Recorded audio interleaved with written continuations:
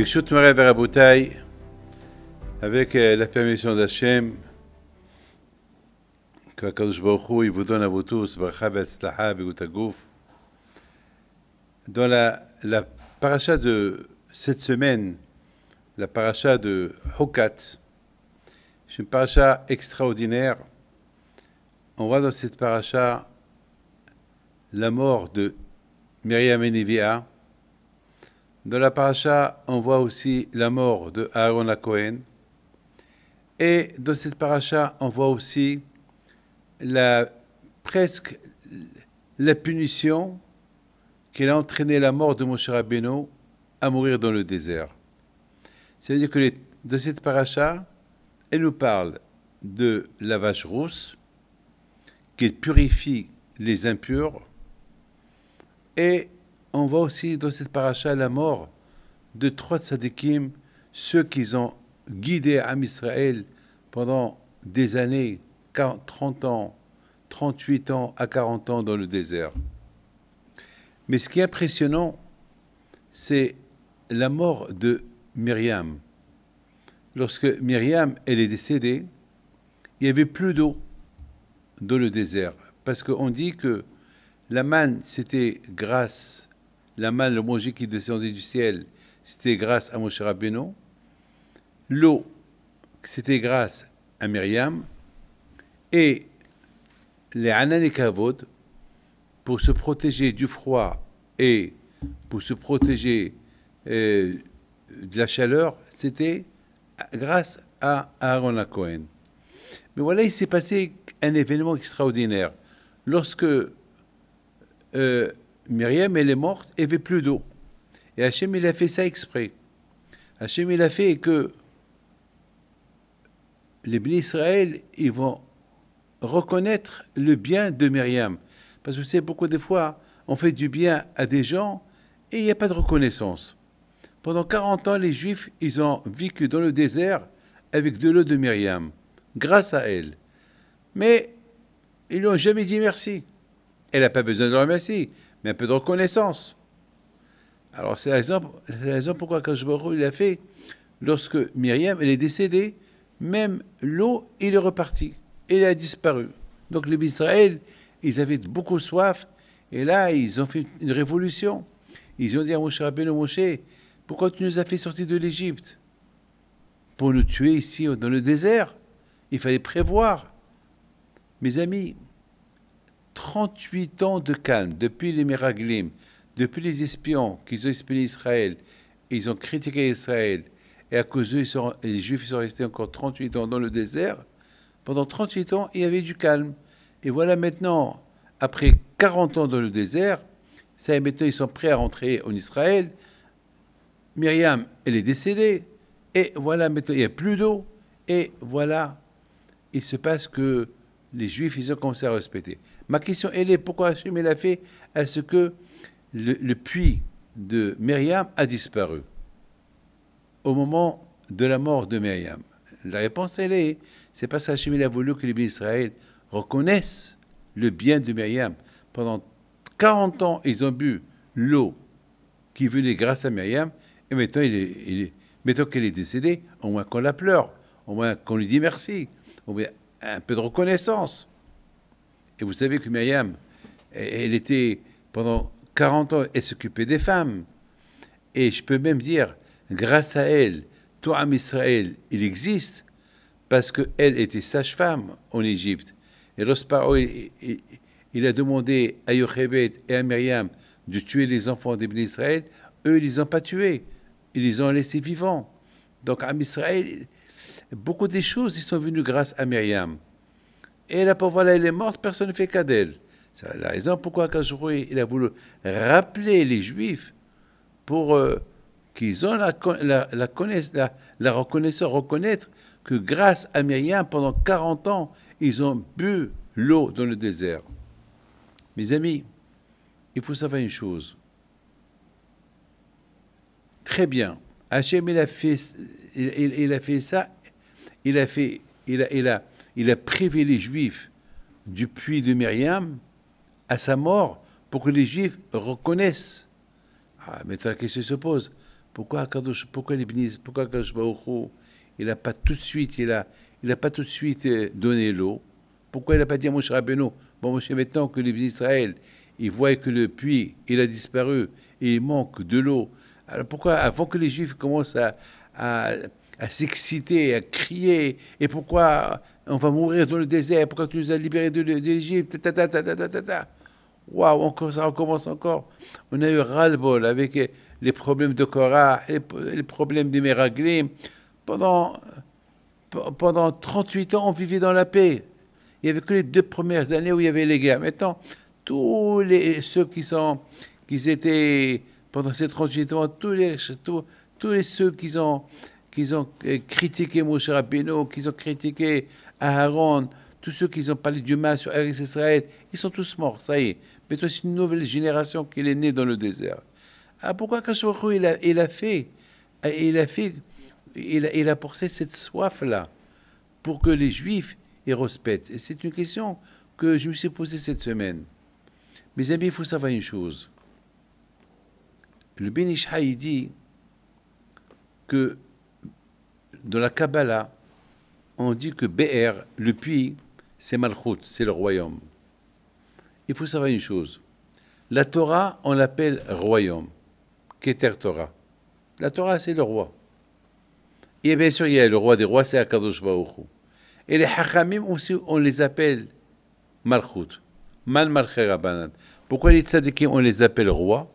Ben parce que les tzadikim, ils sont capables de demander à Akadosh Baruch Hu, d'exiger de Akadosh Baruch Hu des choses, et Hachem, il va être obligé d'exécuter. Les tzadikim, ils commandent le bon Dieu. Les tzadikim, ils ont une force pour commander à Akadosh Baruch Hu.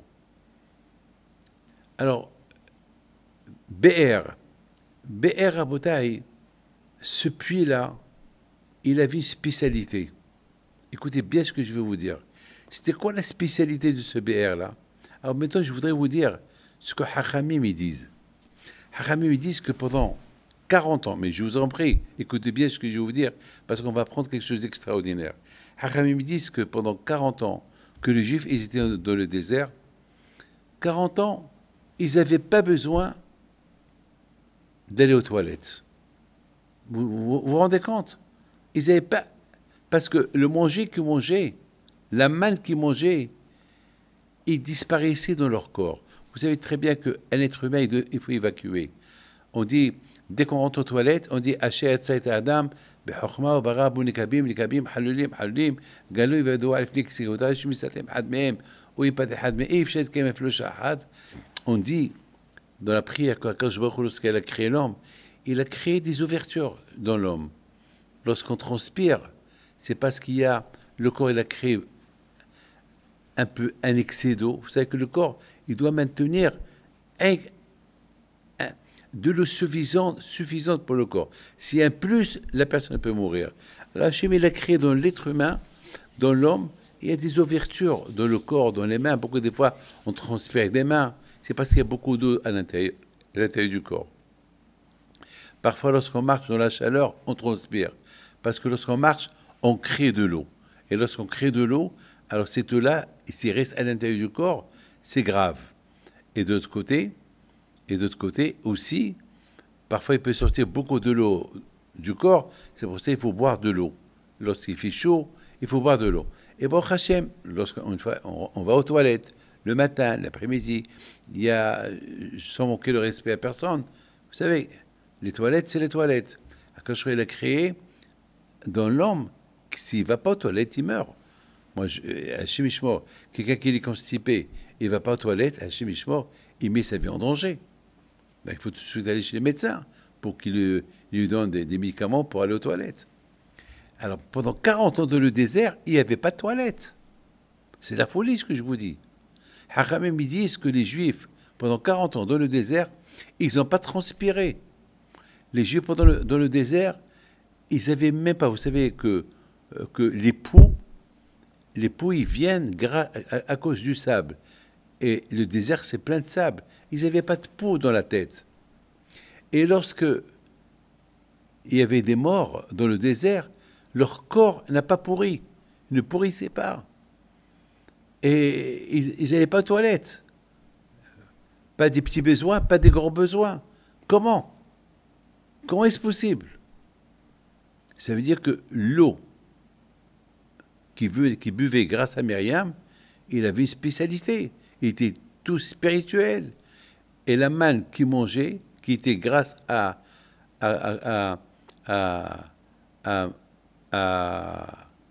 Moshe Rabbeinu, lui aussi, c'était du spirituel. La manne qui venait du ciel, que les malachim eux-mêmes ils mangent. Donc ça veut dire, mes amis, qu'il y a ici quelque chose d'incroyable, un miracle. Haramim disent que les vêtements, jamais se sont salis. Chaque matin, il y avait un vent qui venait, il leur lavait les vêtements. Jamais ils ont transpiré. Ils n'avaient pas besoin des déodorants. Et leurs chaussures, ils marchaient sur le sable. Jamais la chaussure et s'est déchirée. C'est de la folie. Les Juifs, dans le désert, pendant 40 ans, ils vivaient dans les miracles. Quand je vois il les a gâtés pendant 40 ans. Mais regardez le zéchout de Myriam à Nevi'a. Et vous savez, mes amis, Hachamim disent, Lo nitna man ela limkabli à Torah. Vous savez que uniquement ceux qui ont reçu la Torah, c'est eux qui pouvaient manger la manne. C'est eux qui pouvaient manger la manne. Et Hachem, il a donné la Torah au Bnei Israël dans le désert, et Hachem, il leur a donné la manne. Et dans la manne, il y avait tous les goûts. Ils mangeaient la manne. Ils pouvaient faire cuire la manne. Et ils pouvaient, chaque fois qu'ils mettaient la manne dans la bouche, ils imaginaient qu'ils mangent du poulet, c'est du poulet. Un steak, c'est du steak. C'est de la folie, c'est extraordinaire. On ne peut même pas imaginer. C'est ce que je suis en train de vous dire. On a les monas, alors voilà. Alors il faut savoir une chose, que maintenant les bénis Israël, lorsque ils ont vu que Myriam, elle est morte, comment ça s'appelle, l'eau est partie. L'eau est partie. Parce que c'est grâce l'eau, elle est partie. Maintenant, ils avaient un problème. Ils ont commencé à crier à Moshe Rabbeinu, Moshe, on veut boire, Moshe, on veut boire. Et on voit que Moshe Rabbeinu, il s'est énervé sur eux. Il leur a dit, vous êtes des méchants. Si on a à mourir, encore une révolution. Encore vous êtes en train de crier. Encore vous êtes en train de dire, pourquoi tu nous as libérés de l'Égypte? Pendant 40 ans, vous êtes en train de vivre gâtés, on est dans le désert. Vous n'avez rien manqué, ni mangé, ni eau. Et maintenant, parce que maintenant ma soeur, elle est morte, vous êtes en train. Alors, il dit à Hachem, Hachem, qu'est-ce que je vais faire? Quand j'aurais dit, Moshe, ne t'énerve pas. Parle au rocher, voilà. Et il va te donner de l'eau. Ne le fera pas, parle. Alors, mes amis, je me suis posé une question. Mais c'est une question extraordinaire. On n'a pas vu que Hachem s'est énervé sur les bénis Israël. Chaque fois que les bénis Israël faisait des révolutions, le bon Dieu s'est énervé sur eux. Et là, c'est pas écrit que Hachem s'est énervé. J'ai jamais vu Hachem aussi calme que maintenant. Le contraire, j'aurais pu croire que Hachem, il allait s'énerver contre les bénis Israël. Que à la mort de Myriam, ils ont commencé à... Le contraire, ils devaient demander de l'eau gentiment. Et Moshe Rabbeinu, il va demander à Akadosh Baruch Hu. Moshe va comprendre. Moshe va comprendre.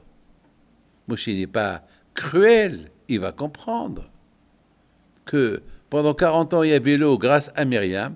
Maintenant, Myriam, elle est morte. Hachem, il a fait disparaître le puits pour que les Juifs ils prendront conscience et la reconnaissance que grâce à Myriam, ils ont eu pendant 40 ans l'eau. Très bien. Maintenant, les pauvres, maintenant, ça va. Ils ont soif. Hachem, il ne leur a pas donné tout de suite. Alors, puisqu'il ne leur a pas donné tout de suite, ils ont commencé à respecter. Et puis, s'ils ont commencé à respecter, quand il aurait dû les punir. D'ailleurs, même Moshe Rabbeinu, il s'est énervé. Donc, comment est-ce possible que Hachem, il n'est pas en colère et Moshe, il est en colère? J'ai pas compris.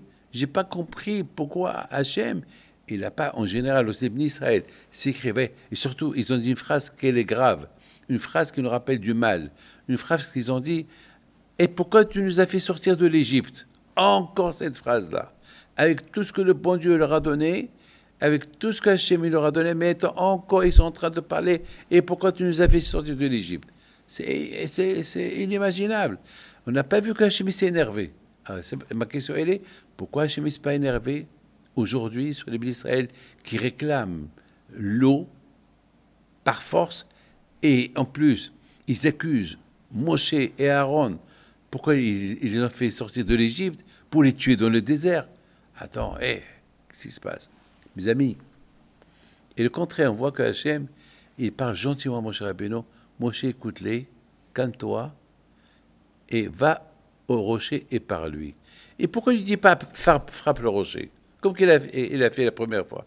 Une fois, il manquait de l'eau, et Hachem il les a testés, et Hachem, il a dit à Moshe Rabbeinu, tu tapes au rocher, et il va te donner de l'eau. Là, Hachem, il dit à Moshe Rabbeinu, tu parles au rocher. Et lorsque Moshe, il a tapé, Hachem, il a puni. Voilà ce qu'on va expliquer. Mes amis, écoutez-moi. Tout à l'heure, je vous ai dit que l'eau de Myriam, l'eau qui appartenait à Myriam, grâce à Myriam, cette eau-là, c'était de l'eau sainte. C'était de l'eau extraordinaire. Je vous raconte une histoire.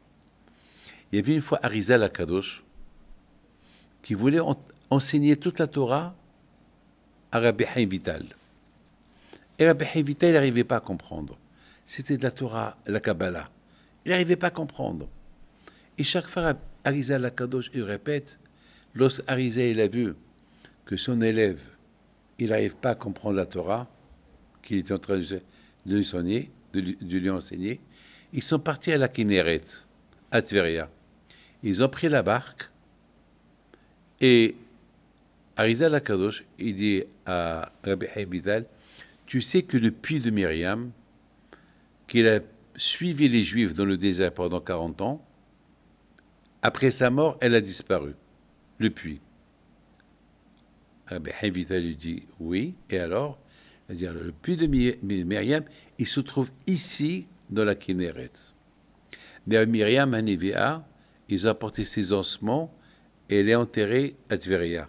Je l'ai pèleriné. Donc, mes amis, elle est enterrée avec la femme de Aaron à Cohen, et je pense Bilha et Zilpa, et je pense aussi la femme de David Ameller.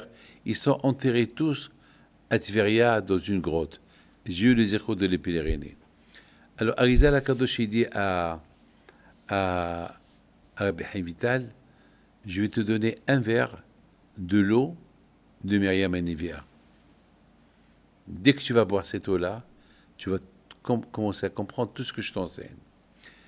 Ils sont arrivés à un endroit, et Arizal Akadosh, il prend un verre, il le met dans l'eau, il le donne à Rabbi Chaim Vital, il lui dit, voilà, bois. Rabbi Chaim Vital, il fait la bracha, il boit, et soudainement, sa tête, elle a commencé à comprendre tout. Il a capté toute la Torah, toute la Kabbale de Arizal Akadosh en 1 an ou 2 ans qu'il lui a enseigné la Torah. Une fois, on raconte que Arizal, il était en train de faire la sieste, un Shabbat, il murmurait avec sa bouche, il bougeait ses lèvres. Et Rabbi Chaim Vital, il est venu pour écouter qu'est-ce qu'il dit. Et Arizal Akadosh, il ouvre ses yeux, il lui dit, qu'est-ce que tu fais? Il dit, je voulais écouter qu'est-ce que tu dis. Il dit, si je devais t'apprendre les secrets que j'ai appris pendant les secondes que je dormais, ça va te prendre 40 ans pour les apprendre. Mais ça va venir. Tu as bu un verre d'eau du puits de Myriam, tu vas tout comprendre. D'après cette histoire, vous voyez que l'eau c'est Maïm. Ve'el Maïm est la Torah. On compare l'eau à la Torah. Pourquoi on compare l'eau à la Torah? Parce que l'eau, jamais elle va dans les grandeurs, toujours l'eau, on la trouve dans les profondeurs. C'est comme ça. Pour acquérir la Torah, il ne faut pas être orgueilleux. Il faut être humble. Et aussi, l'eau toujours, elle coule. Alors la Torah aussi, elle coule. C'est-à-dire qu'il n'y a pas de fin de la Torah. La Torah, elle n'a pas de fin. Toujours la Torah, elle coule, elle coule, elle coule, elle coule, elle coule. Tu peux apprendre des milliards et des milliards d'années, jamais tu diras un jour, je connais tout. C'est impossible. Tu connais rien du tout. C'est toujours, ça coule. Myriam Anivia et Moshe Rabbeinu, Moshe, grâce à lui, les Juifs, ils mangeaient la manne. Et la manne, c'était un manger spirituel. Il devait s'avaler dans le corps, parce que il vient du ciel. Et ce manger, il ne peut pas devenir des besoins pour le jeter. C'est très spirituel. Donc, il s'avalait dans le corps. Il restait dans le corps. Donc, il n'y avait pas il ne pouvait pas évacuer. On ne peut pas évacuer quelque chose de sain, puisque c'est un miracle. Et ce manger-là, la manne, il rendait les Juifs très intelligents pour comprendre la Torah. Donc l'eau aussi de Myriam, il s'avalait dans le corps, il rentrait dans le corps de la personne, il restait dans le corps comme la manne. Et grâce à cette eau-là, les Juifs, ils comprenaient davantage la Torah. Imaginez-vous, en quelques jours que les Juifs, ils ont mangé la manne, au début, pendant les premiers 40 ans, ils ont mangé un peu de manne, ils ont mangé un peu, ils ont bu un peu de l'eau, ils ont capté toute la Torah. C'est de la folie. C'est de la folie. C'est pour ça qu'on les appelle Dordéa. On les appelle la génération de la sagesse. Ils pouvaient comprendre tout. Ils savaient tout. Parce que la manne et l'eau, il y avait là-bas une chorma colossale. Une chorma colossale. Vous savez que maintenant, on comprend très bien. Lorsque les bénis Israël, ils ont vu que Myriam, elle est morte, alors ils ont commencé à voir, ils ont commencé à voir que de plus qu'ils étudiaient la Torah, ça devenait très dur pour eux de la comprendre. Parce que maintenant, ils la comprenaient vite. Parce qu'il y avait la manne de Moshe Rabbeinu qui mangeait, il y avait l'eau de Myriam qui buvait, donc ils étaient malchés Rabbanan, ils étaient comme tous des Rabbanim, comme Nahshon ben Aminadab, tous ces grands tzadikim, Kaleb ben Yefouné, Yoshua ben Nun, tous Eldad Omedad, tous les skinim, c'est la folie. Ils connaissaient toute la Torah, mais comment ils ont connu? Parce que la manne et l'eau de Myriam, ils leur ont enseigné la Torah. Le fait que leur corps était kadosh à l'intérieur, il n'y avait rien évacué. Donc la manne est restée à l'intérieur, la manne qui vient du ciel, l'eau qui était miraculeusement là. Donc ça les aidait. Ça les aidait à tout comprendre. Et maintenant, lorsque l'eau a disparu, ils ont commencé à voir que c'était dur pour eux de comprendre la Torah. Là, ils ont dit à Moshe Rabbeinu, Moshe, notre problème, c'est pas l'eau qu'on n'a plus rien à boire. On a l'aïmouna à Akadosh Baruch Hu. Akadosh Baruch Hu, il va nous aider. Mais le chagrin que nous avons, c'est que avec l'eau de Myriam qu'on buvait, on comprenait davantage la Torah. Maintenant, on ne la comprend pas comme avant, on la comprend à moitié. D'accord, c'est grâce au mal qu'on mange, mais on a besoin de l'eau pour comprendre plus la Torah. La manne et l'eau, les deux. Donc, c'est pour ça qu'ils ont dit à Moshe Rabbeinu, Moshe, alors pourquoi on a quitté l'Égypte? Tout le but qu'on a quitté l'Égypte, pour recevoir la Torah, pour apprendre la Torah, et mettons qu'il n'y a pas de Torah, mettons qu'on ne la comprend pas, alors c'est mieux qu'on retourne en Égypte. Qu'est-ce qu'on va mourir dans le désert? S'il n'y a pas la Torah, on est considérés comme des morts. Et justement, mes amis, c'était ça la raison pourquoi Moshe Rabbeinu, alav shalom, il s'est énervé. Parce que Moshe Rabbeinu, lui d'un côté, il s'est énervé, mais Hachem, il ne s'est pas énervé. Hachem était cool.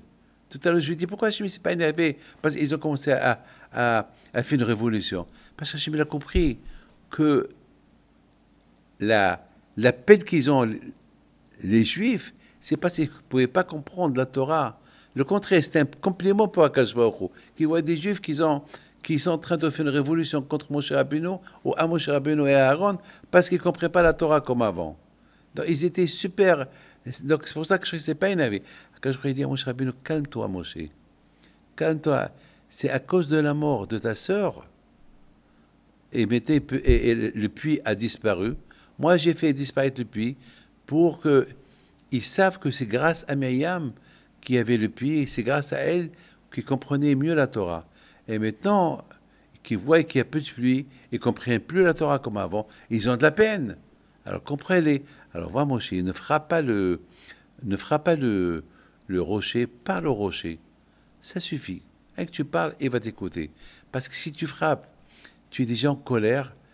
Alors, si tu frappes, ils vont croire que tu passes ta colère sur le rocher. Parle, calme-toi. Mais Moshe Rabbeinu alav hashalom, il ne s'est pas calmé. Il s'est énervé. Il a traité les Juifs de méchants. Shimon Amorim.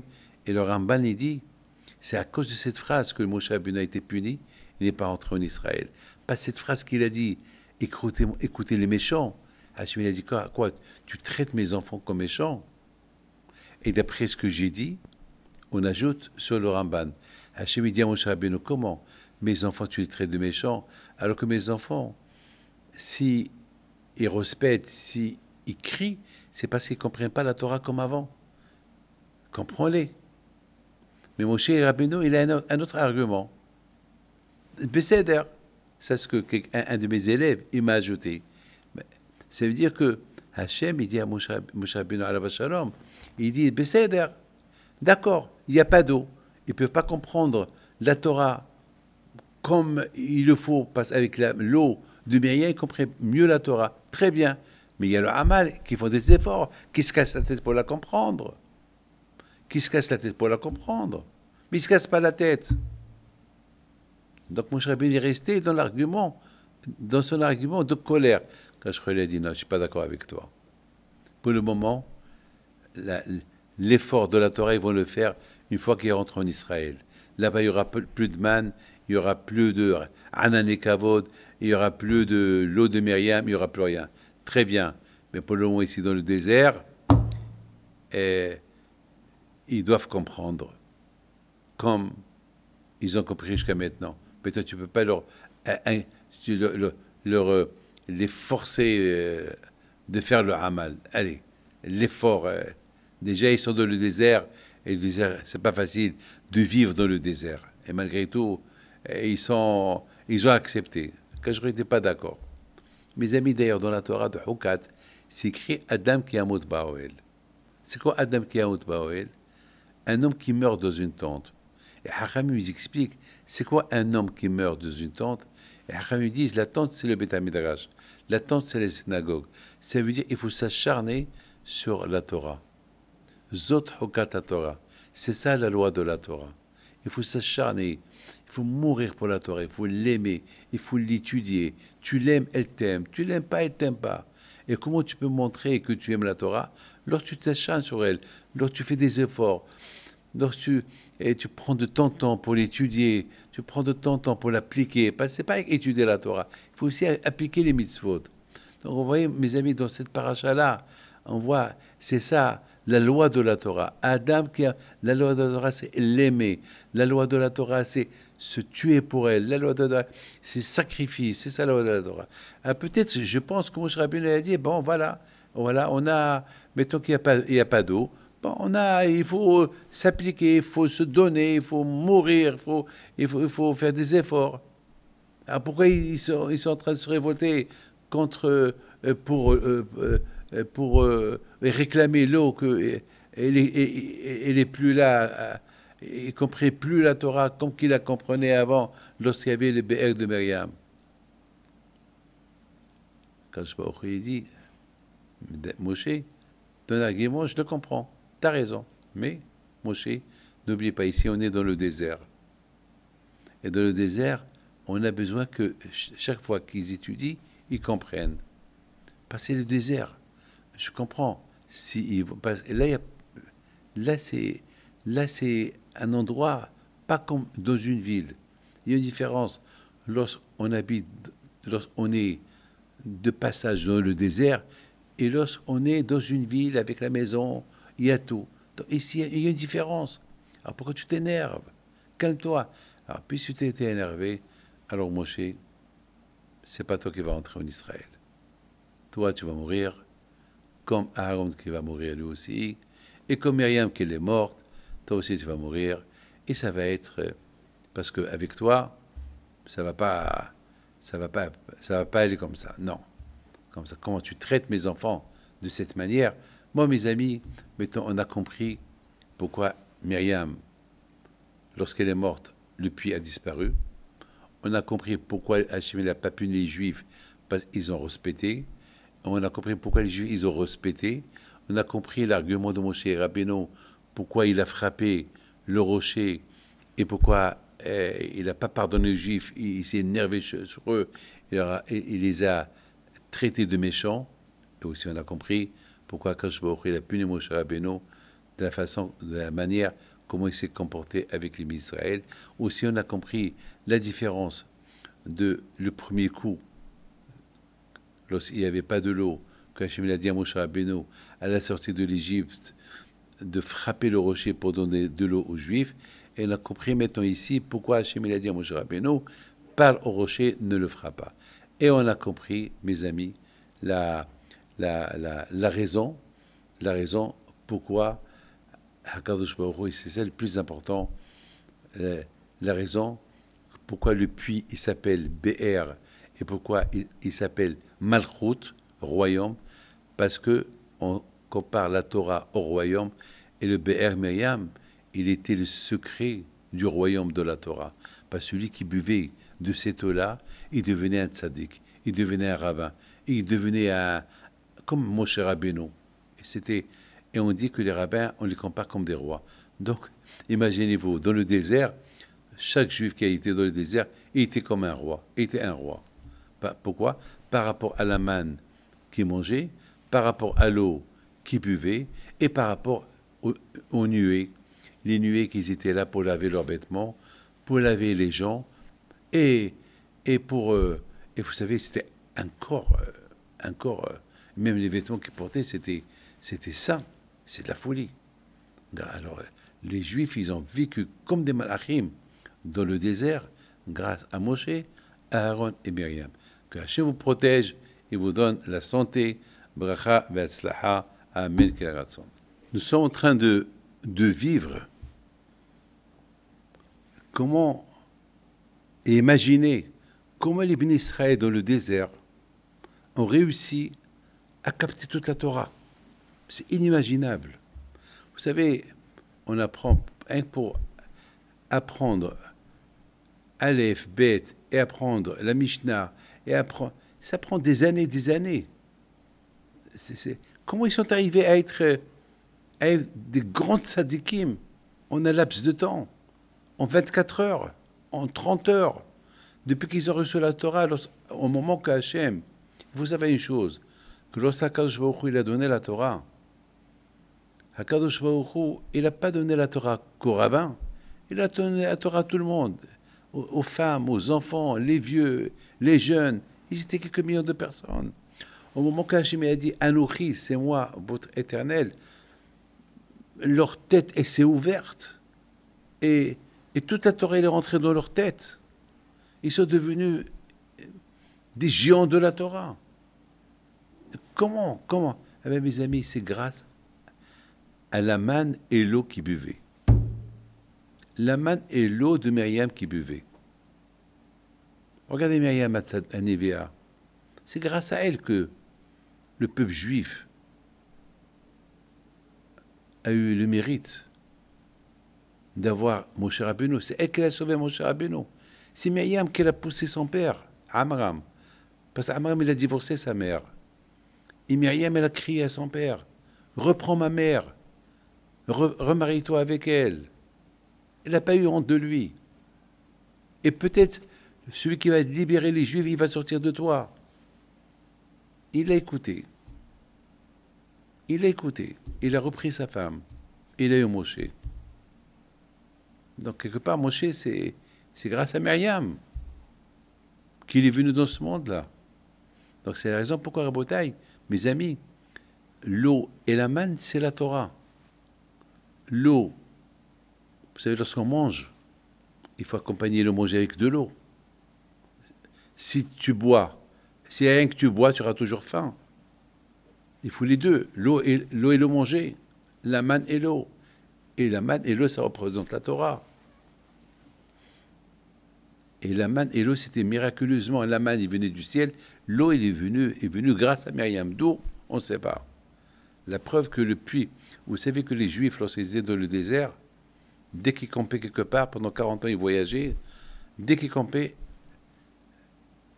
le puits de Myriam, l'eau est sortie du puits, ils vont former des rigoles, et comme des rigoles qu'ils allaient entre chaque tente.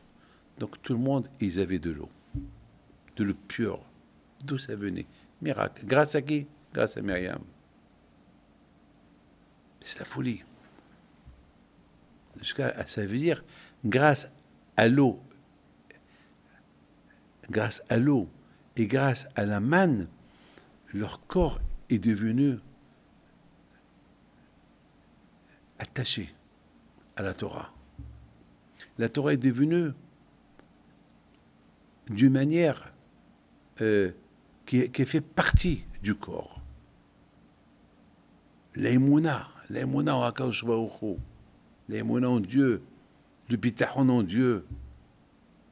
C'était grâce à ces choses-là qui venaient du Dieu directement. C'est pas c'est des oignons qu'on a plantés, ou des fruits qu'on a cueillis des arbres, ou des truffes de la terre qu'ils ont grossi, qu'ils ont grandi grâce au tonnerre, ou les champignons, la pomme de terre, qu'il faut arroser la terre. Non, ça, rien n'a été arrosé. L'eau et la manne, ils venaient du ciel. C'est pour ça que ça s'avalait dans leur corps. Maintenant, on comprend très bien que lorsque Moshe Rabbeinu, il est mort, lui aussi, la manne, une fois que les Juifs ils sont rentrés en Israël, la manne s'est arrêtée. Et ils ont commencé à manger le manger d'Israël. Plus de manne, plus d'eau. Maintenant, ça devient tout naturel. Mais pendant les 40 ans, dans le désert, tout n'était pas naturel. Tout, c'était que des miracles. Donc, mes amis, tous les Juifs, ils ont reçu la Torah d'Hachem. Il n'y avait pas un qui n'a pas reçu la Torah. Tout le monde a reçu la Torah. Il ne peut pas dire quelqu'un, moi, je n'ai pas entendu Hachem qui m'a dit Anochi, c'est moi Hachem. Tout le monde en veut. Tout le monde en veut les miracles. Tout le monde. Et tout le monde a reçu la Torah. Il n'y a aucun qui peut dire moi, je n'ai pas reçu la Torah parce que j'étais en train de dormir ou je faisais la sieste. Non, il n'y a pas de sieste. Tout le monde a reçu la Torah. C'est la folie, mes amis. C'est extraordinaire. C'est extraordinaire. Ça m'étonne. On comprend très bien les Juifs. Au moment que les Juifs, ils ont vu que Myriam, elle est morte et le puits de Myriam a disparu. Ce puits de Myriam qui les a rendus haram, ce puits de Myriam qui les a rendus intelligents, ce puits de Myriam qui leur a ouvert l'esprit pour comprendre mieux la Torah pendant ces 40 ans dans le désert, là, ils ont commencé à rouspéter. Ils ont commencé à rouspéter. Et Akash était content. C'est pour ça qu'ils ne les ont pas punis. Et, vous aimez la Torah? Très bien. Alors, je vais vous donner. Mais Moshe Rabbeinu était dur. Pour une fois, Moshe Rabbeinu était dur. Pourquoi? Parce que Moshe Rabbeinu, c'était l'homme de Torah. Torah tziva lanu Moshe Moshe Kliat Yaakov. Et Moshe Rabbeinu dit à Hachem, c'est quoi le problème? Parce qu'avec l'eau de ma soeur Myriam, ils comprenaient mieux la Torah. Alors ils vont l'étudier un peu plus pour mieux la comprendre. Alors quand je lui dis, Moshe, sois un peu cool. Ici c'est le désert. Le désert, c'est le temps qui commence à se casser la tête pour comprendre quelque chose. On va leur dire de voyager. Alors ils vont arrêter. Le fait que la Torah elle coule en eux, très très cool, c'est jusqu'à qu'ils rentrent en Israël. Pour le moment, c'est le désert. Et là, Moshe Rabbeinu, parce que c'est lui le maître de la Torah, il était un peu dur. Alors je lui ai dit, bon mon fils, puisque tu es dur et tu traites mes enfants de méchants, alors là mon fils, au lieu que tu parles au rocher, tu le frappes. Donc, même Aaron, il a été puni. Pourquoi? Parce qu'Aaron, il aurait dû parler. Il aurait dit, Moshe, je t'en prie, écoute Hachem. Mais Aaron, alav shalom, il avait honte de Moshe. C'était son rabbin. Il ne pouvait pas lui parler. Donc, Hachem dit à Aaron, puis toi aussi, tu n'as pas écouté, tu n'as pas reproché à ton frère, alors que toi aussi tu savais ce que j'ai dit à ton frère, alors toi aussi tu ne rentres pas avec lui. De toute façon, Aaron était content. Pourquoi? Parce qu'Aaron jamais l'aurait accepté que lui va rentrer en Israël et son frère, qui était sa moitié, et reste dans le désert. Il n'aurait pas accepté. Donc, mes amis, je voudrais vous raconter une très belle histoire. Et que Hachem vous protège. Tout à l'heure, vous allez visiter la grotte où on a été pèleriné, Myriam, Anivia, la femme de Aaron. Ils sont tous enterrés à Tveria. C'était un petit film que j'avais fait il y a quelque temps, mais c'est super. Mais je voudrais vous raconter une très très belle histoire. Vous savez, il y a quelqu'un qui prie avec nous et il nous a raconté que lorsqu'il était à Miami, son fils, il avait un grand problème et il devait le prendre à l'hôpital. C'était un jour férié et donc l'hôpital était plein et ils lui ont donné un numéro. Le numéro qu'ils lui ont donné, c'est le numéro 200. Ça veut dire qu'il y avait un monde fou. Ça veut dire il faut au moins 300 personnes, au moins 2 jours, 3 jours, pour que lui puisse rentrer. Et il voit son fils, de pauvre. Il avait ses yeux, il était dans un état grave. Il ne savait pas quoi faire. C'est quelqu'un qui a les Mouna. Il a commencé à prier, pas le mérite et le zéro de Rabbi Haim Pinto. C'est quelqu'un qui me l'a raconté cette semaine. Il priait avec nous ici à la synagogue de Ra'anana. Il avait de la peine, le pauvre. Et il dit, Rabbi Haim Pinto, il ne savait pas quoi faire. Il ne savait pas quoi faire. Il était perdu. Il voit son fils. Il était perdu. Soudainement, il a décidé de repartir. Il dit, entre les mains d'Hachem. Et voilà, il y a un monsieur qui vient. Un monsieur qu'il ne connaît pas. Un monsieur qui vient il vient vers lui. Il lui dit, monsieur tel et tel. Il lui dit oui. Et il avait son nom. C'est comme c'est quelqu'un qui fait partie de l'hôpital, comme quelqu'un qui travaille à l'hôpital. Il s'appelle Aharon Pinto. Vous savez que mon père, il s'appelle Moshe Aharon Pinto. C'est un monsieur qui me l'a raconté. Il est là. Celui qui veut avoir son téléphone pour qu'il lui raconte l'histoire, il lui raconte. Il me l'a même écrit. Il m'a envoyé une lettre, il me l'a écrit. Il voit le nom Aharon Pinto et le monsieur dans sa tête disait, mais je viens d'évoquer Rabbi Haim Pinto, Rabbi Moshe Aharon Pinto. Aharon Pinto. Il lui dit, qu'est-ce que tu fais là? Il parle anglais. Il lui dit, voilà mon fils. Il lui dit, viens avec moi. Où? Viens avec moi. Il a passé tous les queues. Il avait le numéro presque 200, 300. Ça veut dire attendre. Ça veut dire, tu as le temps de rentrer chez toi et dans 2 jours, tu retournes à l'hôpital. Et à savoir si... Et entre-temps, la personne peut mourir ou vivre. Il y a pas... Le gratuit, c'est comme ça. Il y a tout le monde... Il y avait... Et c'était le week-end, et malheureusement... Il le suit, le monsieur. Personne ne parle.